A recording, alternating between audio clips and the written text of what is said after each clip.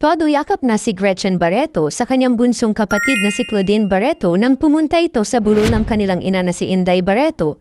Makikita na naging emosyonal ang dalawa. Kasama ni Gretchen ang kanyang longtime partner na si Tony Boy Cojuangco at ang kanyang best friend. Makikita rin na mahigpit din ang yakap na isinukli ni Claudine sa kanyang ate Gretchen. Ayon pa sa report, nagkita rin daw si Marjorie at Gretchen noong mismong araw na yun. Subalit casual lang ang pagkikita nila. Pero nagtulong-tulong naman sila upang asikasuhin ang burol ng kanilang ina.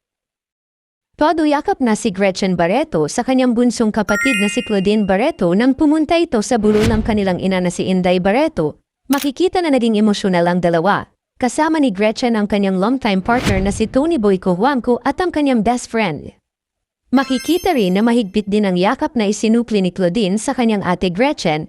Ayon pa sa report, nagkita rin daw si Marjorie at Gretchen noong mismong araw na yun.